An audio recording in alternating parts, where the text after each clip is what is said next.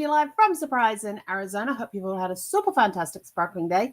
Welcome to Before the Dirt Net podcast number 2011. Another good year.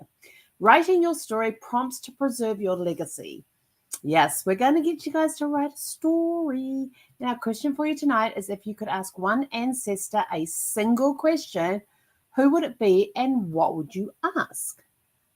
So let's dive into, and I apologize again for being late today. It's been a very busy day. I am totally exhausted. I'm surprised my eyes aren't bloodshot yet. I am totally exhausted. It was house cleaning day, as well as sorting through boxes, and we got a lot of stuff into the recycling bin, a lot of stuff into the trash. Not so much in the donate pile though. It was either trash, recycle, or keep. It's basically what we had today. But anyway, on to our topic of the evening. So have you ever thought about writing your life story, but you just didn't know where to start? I know I get this every now and again. I'll go write a little story down, and I mean, in my closet, I have this beautiful walk-in closet, and in there I actually have a shelf, and on there are stacks of journals. Now these journals are written all the way full or partially used. And today I came across another lot of partially used journals, and I'm like, oh my gosh, what was I thinking? So I have been writing my story as I've been living it in the form of journals. Now I enjoy journaling every now and again, and then I just go off it for like several months, and then I'll come back to it, and yeah, that's just the way I am. But but in those journals is my story. And what I'm going to do at some point, or even maybe not. I mean, if I leave those journals behind, then people will have my stories there. They just got to put them in chronological order and figure them out. So why don't I take that burden off their shoulders and write it? And I have the journal entries there, so it'll be very easy to go in there and pick out my stories. And I got more excited about writing my story yesterday after I finished listening to Sharon Gless's Apparently There Were Complaints, her memoir. And I thought, it's time I started sorting out. I keep talking to people about starting telling your story. But maybe you feel like your story isn't exciting enough, or that you're not a writer. It doesn't matter. We're going to give you questions. You just need to follow the questions, write that piece of the story, and that's it. It doesn't matter if it makes sense. It doesn't matter if it's polished. It's you telling your story. And if you can hear a really weird noise off to the side there, it's my washing machine. It's got the last load of the day in there. Totally forgot to wait till after this to start it, so I apologize if you can hear it. If I could close the door, I would, but I can't. But think of it this way. You may not think your story is exciting enough, or that you're not a writer. It doesn't matter. Your story is part of your family's legacy. Personal storytelling connects past, present, and future generations. Many of us wish we had more stories from our grandparents, but let's not leave that future generations wishing the same thing. Let's just write it. You don't have to be a writer. You just have to start. You can even sit there and do it on a video. Voice record, take your phone out and find and use and talk it into your phone. There's a lot of apps out there that will do talk to text. You could do them as little videos. All of these videos that I'm doing for my podcast, I've been doing this now for 2011 days. And I have, I think, close to 4,000 videos that have been done. I think it's about that. It's somewhere between 3,500 and 4,000 videos that I have done over the last 211 days. Well, some were done before the actual 211 days, but I have a lot of videos on my YouTube channel, and those are going to be there forever. And my family can go back at any time and look at that. And the last 2011 days have all been telling parts of my story as we go along. In every podcast, there is a story. Will I go and pull it out? Absolutely. I've got a really cool program that I use that helps me. It does the transcript for the videos, and then I can go in there and I can break it up. I can make little vignettes, little reels and shorts and all that sort of cool stuff with it as well. I can use the transcripts to have blogs, to do blogs from that, and do a whole range of different things. If you want to know more about that, private message me, and I'll be happy to give you the details. But your story is part of your family legacy. And like I said, in the last 2011 days, There has been my personal story throughout every single one. I mean, even when I have guests on, part of my story comes out in there as well. Are some of the stories repeated? Yeah. But that's okay. So you don't have to rewrite it. You just need to start. Do it as a podcast. Talk about your memoirs. Writing even a few memories is better than letting them fade. And this episode will provide you with some simple prompts to help you begin. So let's have a look at this. All right, we're gonna go into different segment. I think, how am I going to do this? We're just going to start at the top and go the way down. I've written some notes. I got bullet points. So types of personal stories. You've got life milestones, first memories, childhood traditions, school experiences, major life changes, marriages, parenthood, grandparenthood, career shifts, moving. That's I'm getting so excited about this topic that I'm skipping ahead. Family history and ancestry. What have you learned about your ancestors? If you've been researching your ancestors, what stories have you learned? What family legends, heirlooms, or traditions have shaped you? Personal challenges and triumphs, overcoming obstacles and what you learned from them.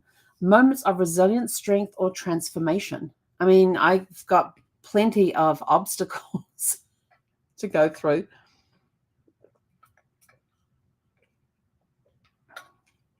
Sorry, very dry throat today.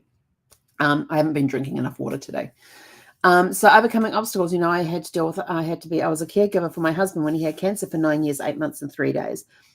Then he passed away. So I've been dealing with widowhood as another obstacle.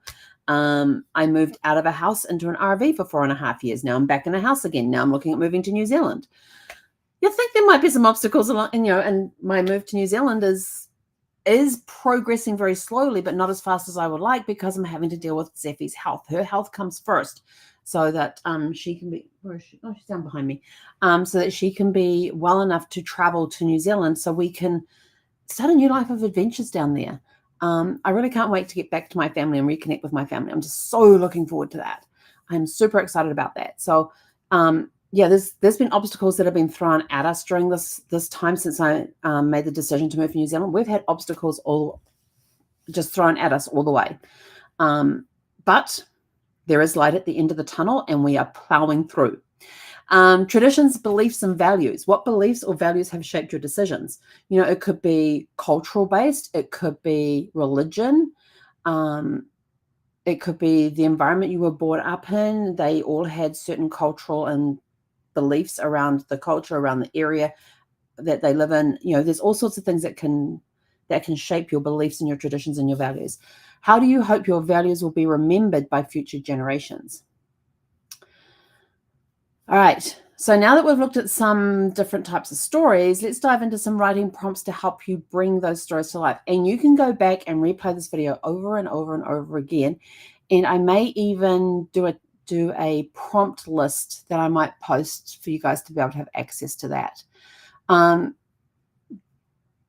So as we go through these, don't worry about writing them down. Right? If there's one that sticks out to you, write it down.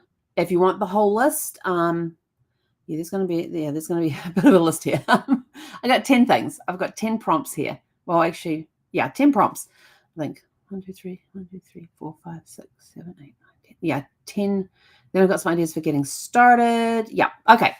So I may make this list available and throw some more prompts in there. So number 1, what is your earliest memory? Where were you? Who was there? What emotions do you remember?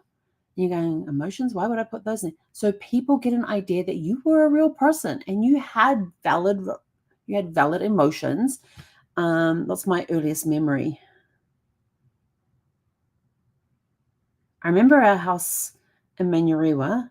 I remember that house. I can even draw you a floor plan of it. I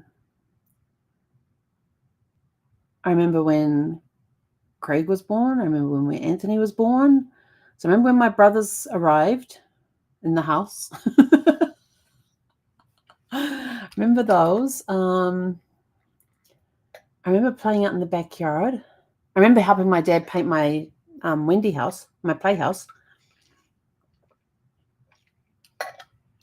My dad built me this playhouse in the backyard, and I remember getting this little brush and helping him paint it green. And I even had a doorbell, And my dad had made this really cool doorbell. He got a tin can and an old bottle opener and a spring, and he mounted the tin can on the inside, drilled a hole for the bottle opener to go through. And it's just one that had a handle and then the head where you would pop the top. And he put the spring in there as well. So you would pull on it and let it go, and the spring would pull it back and it would go thunk on the back of the tin can. That was my doorbell. I remember that. I remember when I got my doll. I still have my very first doll that I was given. Her name is Anne. She's got a little short bit of hair right here in the front where my brother cut it off. Yes. Her face features are all a bit faded. Her eyes are a little cloudy. But I got her when I was 4. I think I was 4. It was either 3 or 4. And I'm now 58. You can do the math how old Anne is. And I still have the clothes that my mum made for her. I still have some of those. I still have the bedding that was in the little cradle that they had that I got with her. I still have some of the bedding from that. In fact, I would still have the cradle and the high chair, but then years later when my niece was born, was a little older, my mum asked if it was okay to give them to her, to my niece. And I said, absolutely. So my mum painted them pink and gave them to my niece. I don't know how long she played for them. I can't remember whether she liked it or not, but but she got to have Anne, and Anne came with the cradle came with Anne. So it had her that long too. So anyway, I remember when my mum and dad blocked off the fireplace too. They came and woke me up so I could see the finished product. So because they put a bench seat in front of the fireplace, blocked it all off, but it could very easily be removed if they decided to sell the house and move and all that sort of stuff. So, and I remember the pianola that they had, and that's one of those pianos that you put the scroll in the top, and you could power push the pedals, and it would play the music for you on the piano. And they had a square box that had all the scrolls in them, and all the labels were turned up, and the only one I knew how to read or knew what it was Jingle Bells. Don't ask me how or why, but that was the only one, which is really funny because fast forward to when was it? 2018. Yeah, 2018. It was coming up to Christmas, and I have an electronic keyboard. And Damek had figured out how to turn it off and how to turn it on so he could play it. He would sit in the chair that was there. It was actually my desk chair, but he would sit in the chair that was there and play and just play around with it and play the buttons. And he figured out that number 19 in the songbook was Jingle Bells. And I actually have this really cute video of him where, and in order to change the song, he would turn it off, turn it back on, and then he would press the songbook button, and then he would press 19, and it would start playing again. And then, of course, it would go on to the next song, but he didn't like that and didn't know how to get back. So he would turn it off, turn it on, hit songbook, and hit 19. And I have this cute little video of him sitting there playing it and singing. And it was just the tune, but he was singing the words for it. It was really, really cute. All right. If I keep going on with so that was kind of interesting. Anyway, number 2, a defining moment in your life, a moment that changed your perspective or shaped who you are today. I have had a lot of those in my life. I mean, most recently, Brad passing away, becoming a widow, going out and traveling around in an RV by myself and a dog.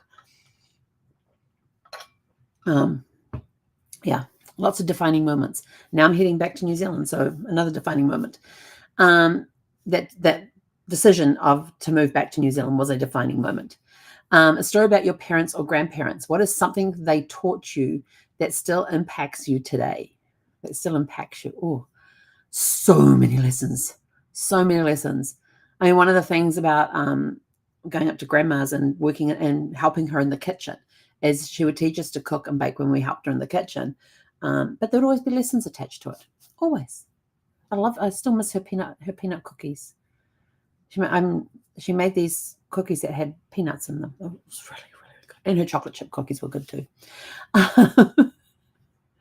With my mum, I miss my this is one thing that I have missed so much in the last 28 years, and I'm so looking forward to being able to do is calling up my mum and saying, let's go and grab a cup of tea.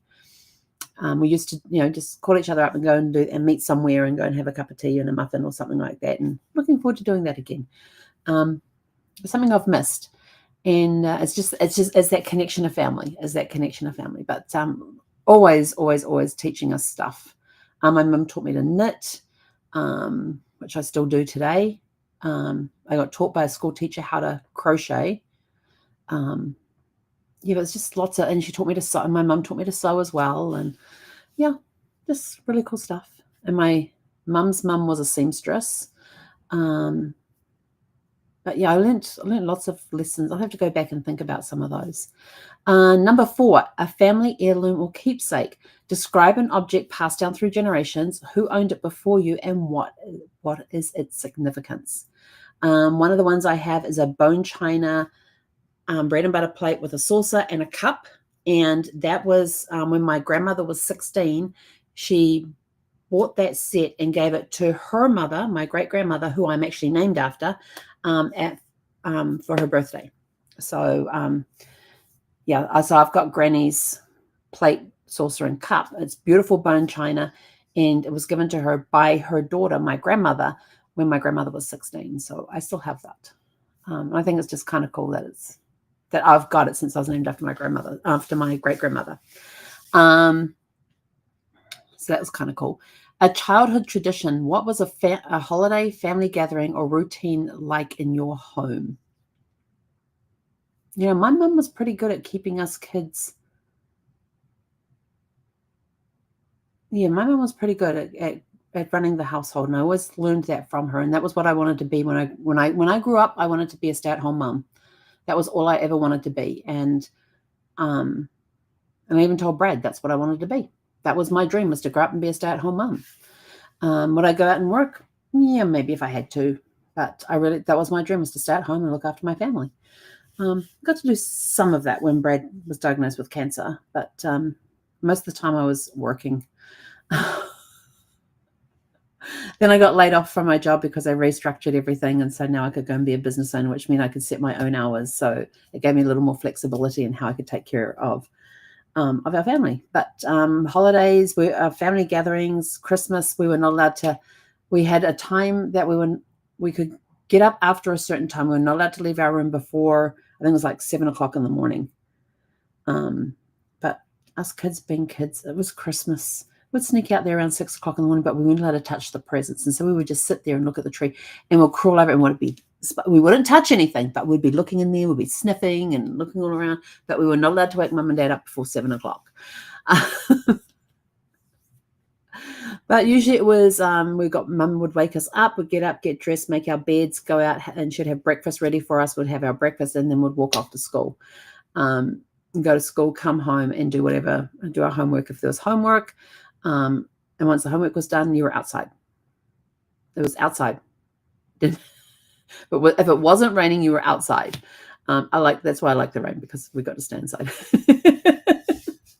Number 6, a story of resilience. Recall a time when you or a family member faced adversity and what lessons were learned. There's been a lot of those. Number 7, a place that shaped you. Describe a home, school, or neighborhood that had a big impact. I think for me, that would be when we were living in Waitara, because that was the longest place in New Zealand I ever lived.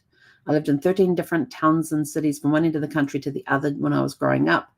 Even after I went into the Air Force, different bases and stuff, I got moved around. But that 6 years during my last middle school year, during partway through my first year of middle school through to my last year of high school. Mum and Dad were there a little longer, and then they stayed in there. Then they moved, and they stayed in that house. They were there for 8 years, and then they moved, and they bought a place down in Tawa and lived there for 20-something years. I remember calling them up one day and telling my dad I was 42. It was when I was 42. I was talking to Mum and I was talking to my dad, and I said, "Do you realize you've lived in your house half of my life?" They'd been in that house at that point 21 years, and I don't remember how long they've been in their place that they're in now. But I know they're in double digits for that one. But, we moved a lot. So there was always being the new kid on the block. Well, it was always the new kid. That was me. So I guess story of resilience, how to be the new kid on the block all the time and survive. Place that shaped me would have been Waitara, because it was actually, no, it'd been when I joined the Air Force. Oh my gosh. I was talking about that with somebody the other day about what our basic camp was, what our boot camp was like. Number 8, a recipe with a story. Is there a special dish that reminds you of family? Who made it and what memories are tied to it? Is there a dish that whenever you had family get together and there was a potluck, everybody bring a plate? There's some recipe that was always asked from one person to make sure they bought that dish. Number 9, an unexpected discovery. Have you ever learned something surprising about your family history? How did it change the way you see yourself? There's always surprises in a family tree. Always surprises. If your family tree doesn't have a surprise in there, you're not looking hard enough. Number 10, a letter to your future descendants. If someone 100 years from now read your story, what would you want them to know? That's a curly question for you. What would you want somebody in 100 years' time to know about you or in your life, their family history? And then don't worry about perfection, just write. Even a few sentences will capture a moment in time. So tips for getting started. Let's see. Overcoming writer's block. Write in short bursts, 5 to 10 minutes a day. Start with bullet points if full sentences feel intimidating. That's a lot of times how I start. Like I'll put a bullet point, I'll actually draw a little dot, and then I'll start writing. And I usually use pen and paper. And then I start writing, and before I know it, I've got a whole paragraph written. And sometimes like other times it's just bullet points of an idea or a memory, and then I'll come back to it later. But other times I write the bullet point, and I'll like write the topic or the event. I'll write that there, and all of a sudden I just start writing. And before you know it, you've got a page written. So don't be intimidated. Look at old photos and describe what's happening in them, when it was taken and where it was taken. Talk to family members and record their memories, because then you can transcribe those. So using photos, documents, and interviews for inspiration. So look through things. I mean, there was one box, and I haven't uncovered it yet, but there's a box that I went through when we were living in Solana Beach. And I opened up this folder and I just started laughing. And Mum goes, "What is it?" I says, "Oh, I've got to read this to you." She goes, "What?" I said, "Is the only piece of writing that I did in high school that I got an A+ for." And the comment next to it was A+, excellent load of rubbish. And I know I've seen it around.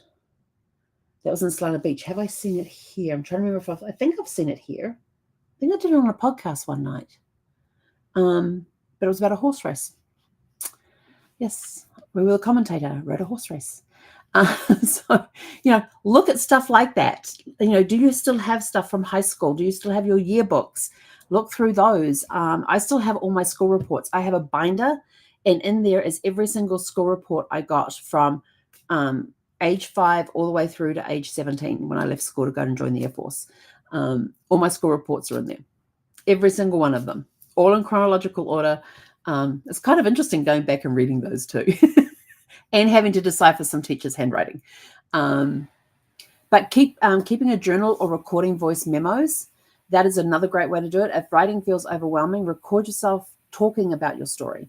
Use apps like Evernote or voice memos to capture thoughts on the go. So when you're out there and you're doing that, and you think of something, I always carry pen and paper with me. So if I think of an idea, I can just whip out my pen. I'm a pen and paper girl, textile, kinesthetic. I just whip out my pen and paper and write.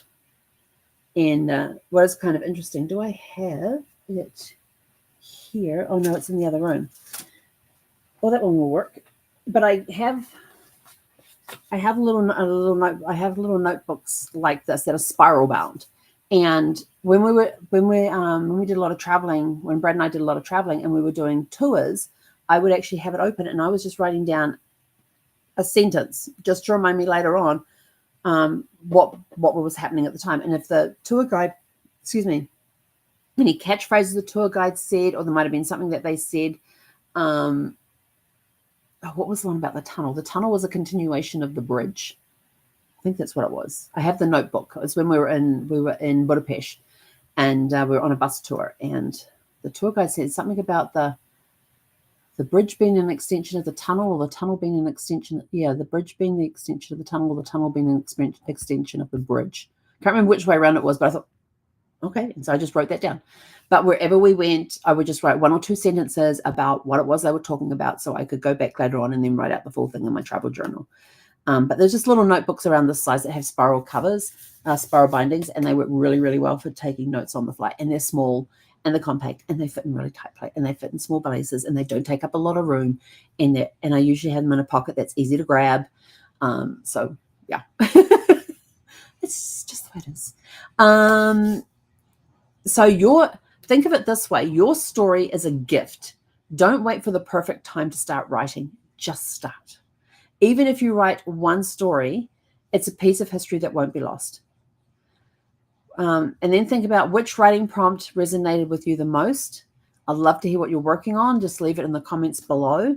And if you want us to read your story, I am very good at proofreading as well. So you feel free to contact me and private message me, and I would be happy to do that for you. Let's see. What did I put here? There was I'm going back for a minute. Okay, so think about it this way. Your story matters. Your story matters. You matter. You are enough. You matter. Your story matters. You may not think you have the most exciting story, but I will tell you this. I used to think, because I used to hear a lot of speakers go to different conferences and everything else, and I was hearing people's life stories and sitting there going, yeah, my life's not that interesting. But then when I started going back, I thought, one day I want to be on stage telling my story.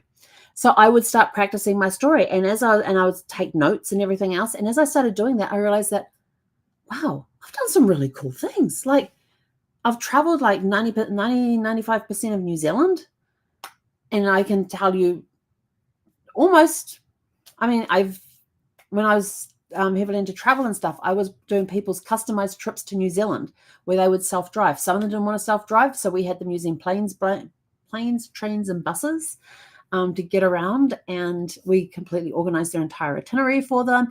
In fact, I saw them today because I had to cull down my supply a little bit because I have a lot of them, and that's maps of New Zealand, and it's a map done by Tourism New Zealand. And I would take one of those, and I had a whole huge stack of them. And whenever I was sending somebody down to New Zealand, I would actually take the map out and highlight their route around and leave little notes and write little notes. Stop here at this particular cafe and have a cup of tea or a cup of coffee. And don't forget to try this because it might be a specialty dish for that particular place. Stop here and check out the view. So they would have these little notes attached to their map. Of places, things to see and do, as that, stop here, in Wanaka, stop at the Lost World and go and Puzzle World and go get lost. Literally, they have this huge maze there. It's a really cool maze, and they have these 4 corners. They have a yellow, green, blue, and red corners, and you have to visit all 4 corners in order to complete. I've done it in 12 minutes. They may have changed the design of it, but that particular day when I last went through it, it took me 12 minutes to get through. I kind of jogged the entire way, but no, I was fast-paced walking. I'm not a runner. And in some areas I did jog, and they have these bridges that go up and over, but the bridges have solid where they've got the planks of wood together so you can't see down through the slots. And the bridges are too wide that you can't lean over to see if there's any walls. So you can kind of figure out, if we do this, like you're doing like on a piece of paper with a maze, you're going through, and then you get to the bridge and it's like, well, if we can go straight through, and then you do figure out the other side.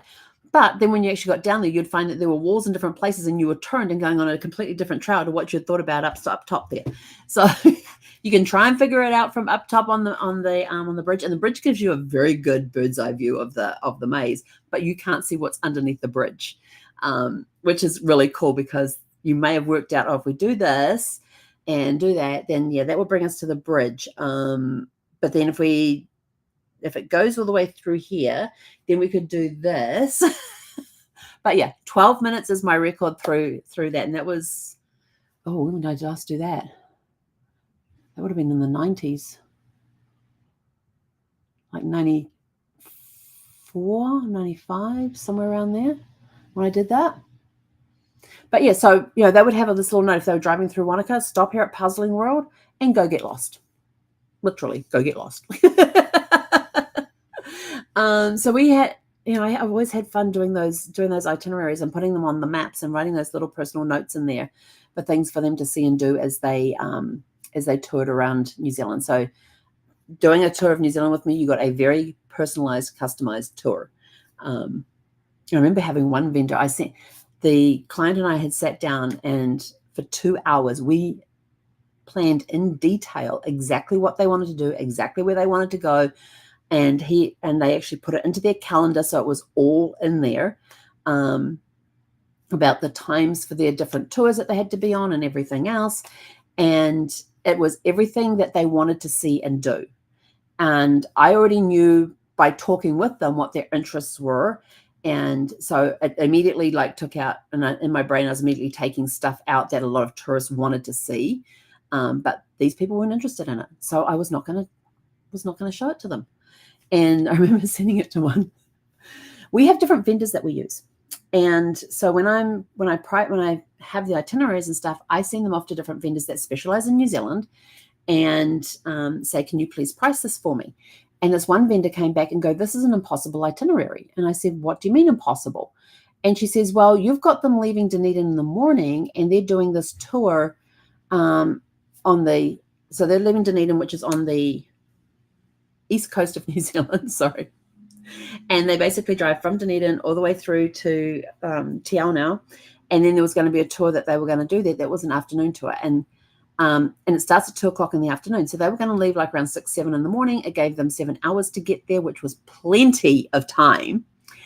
And they're saying, this is way too long. This is an impossible itinerary. I go, why? They said, because it's going to take them 8 hours to get there. I said, excuse me. I said, what speed limit are you driving? So I said to the person, they go, what do you mean? I says, if you are following the road and you're just following the speeds, it takes about 3.5 hours with no stops. She's like, nope, our system here says it takes this many hours, and that's really pushing it, and it doesn't allow for stops, and blah, blah, blah, blah, blah. And off she went, and I was just sort of like, it's okay. This is what they want to do. We have sat down, we've talked about it, we've worked it out. They even know what places to stop along the way. They know how long they have at each, they know how long to allow at each stop in order to get there in time, check into their hotel, have time for lunch, and then go on their tour. It's already been worked out. And then she turns around and says, well, we can't put them in. And I says, now, hang on, you've got them in this hotel, which they don't want, and not in the hotel that they want to go in. And the hotel that they had them was like a 5-star hotel. And we were putting them in a 3-star. Now, the 3 stars in New Zealand are very nice. It was actually it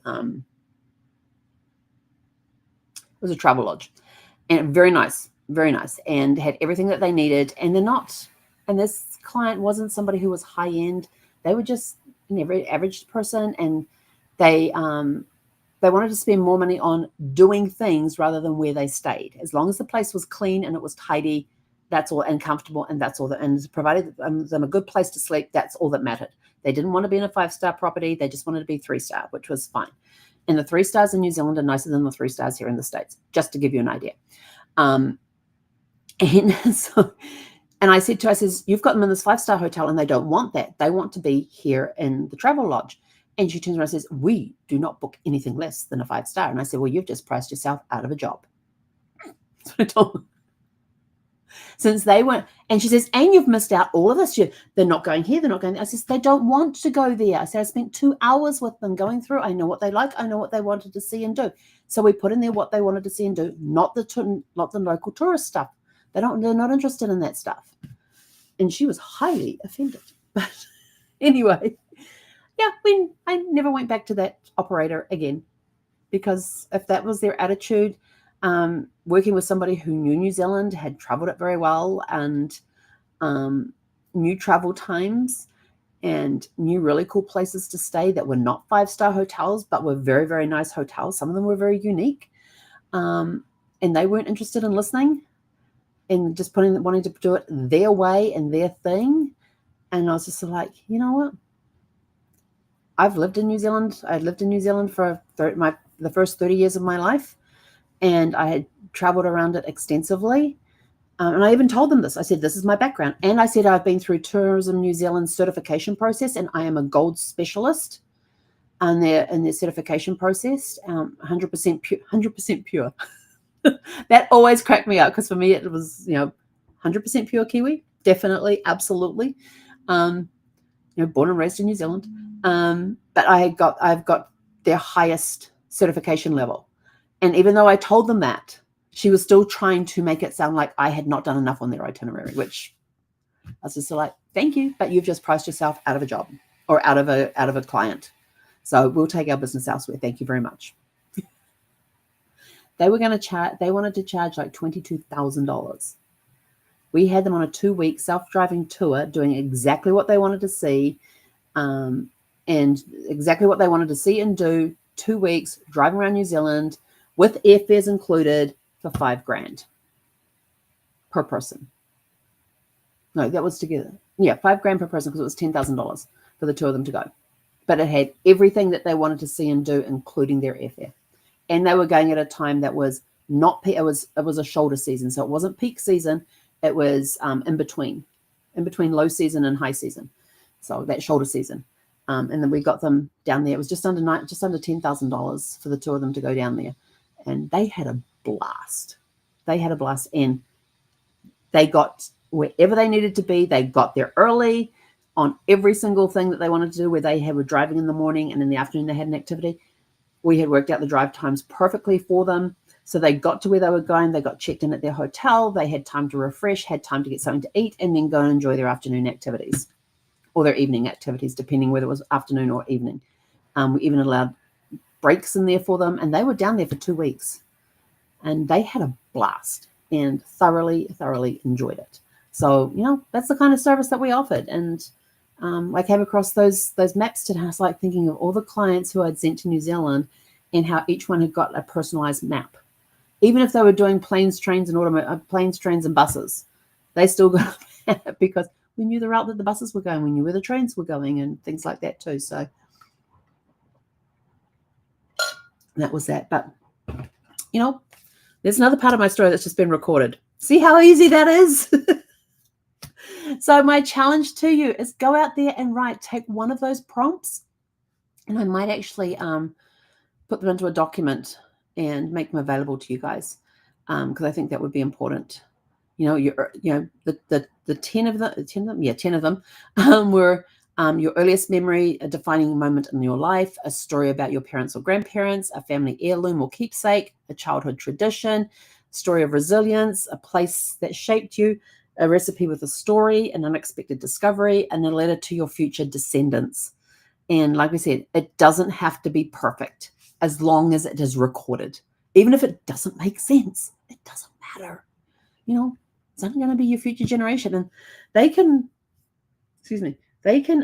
critique it as much as they want 100 years from now. It's not going to matter because you're not around and you're not physically in the world anymore. So it doesn't matter. But record it. At least record a story here or there. So my challenge to you is, since this is the weekend, write a story. It doesn't, write down bullet points. Go back and go through family albums, go through yearbooks. Pick one thing, like a yearbook or a family album or your favorite book. Maybe you want to talk about your favorite book. What is your all-time favorite book and why? Maybe you have a pastime that you do. Maybe you love doing jigsaw puzzles. Why? Isn't that what family history is? Just a huge puzzle, putting the pieces together. It could be a story about a trip that you took. Go back through your photographs. Go through letters and cards if you still have those. I never threw out a card. I found a huge pile of cards like this today. I actually found a box that is about 13 or 15 inches square, and it is just full of greeting cards. I found that today. It was kind of cool. I wanted to go back through it, but I thought, nope, I don't have time to do that right now. I'm on a mission. I'm still on that mission, but as I'm working on, I need to find the title for my car and the title for the RV. I know exactly what folder they are in. Can I find the folder? No. So I am going through all the boxes that came from the RV, and working my way through those. And I haven't found them yet. I did find the packet for the RV, the packet that I was given when I purchased the RV, which has a whole bunch of information in it, but it doesn't have the title in there because I know the title for the RV and the car are together in the folder that I was given when I purchased the car. And it's just one of these like paper folder things. That was the RV one. I don't know where the car one is. I know where it's sat. Maybe it's still in the RV. Well, there's a thought. We're going to see if we're going to go to the RV tomorrow. Go see Sparkles. So we might go do that. I'm pretty sure I've already taken it out of there. That's the thing. Pretty sure I've already removed it from there. But as I've been going through the boxes from the RV to find this folder, I have been consolidating boxes. I've been, there's been a whole bunch of shredding stuff being put aside in my shredding pile, which is growing rather large. And some of that shredding pile is stuff I have to go through first before I shred it or before it gets shredded. So there's going to be like an empty box, and it's going to be the definite shred stuff. And I've been going through the stuff and shredding it, consolidating the boxes, shred, trash, and keep as the ones I've come up with so far. Oh no, I had a couple of books that went in a donate pile. That's right. So I have 2 books out of all the boxes I searched today, and I've emptied out. So consolidating has emptied out some other boxes as well. So we're spinning. It's a load of towels that are on a sanitized wash, a sanitized steam wash. So yeah, there's been a lot of consolidating of boxes and all that too, which is good that I've got the empty boxes, because as I get my keep stuff together, they're going into a box with, I've got a big fat red marker out there that I've got keep on top of it, and I'm putting on there like the month. So I've got December 2025, I've got January 2025. So I know when I last went through that box. Will I go through that box again before I actually move? Yeah, sure. Absolutely. Because I want to make sure I've got definite keeps, because some of the maybe stuff ended up in there as well. And maybe I should have done a separate pile for the maybes, but then I can never make up my mind on maybe. So I just put them all in the keep box. So actually the boxes that I consolidated down today, I could actually go put keep on them right now, because, packed all the boxes up. Consolidated. Yes, I don't have so many boxes sitting around. But anyway, I'm out of here. Go out, have a super fantastic sparkling evening, and we'll catch you guys back here tomorrow evening at... Oh yeah, welcome to February. So we'll be back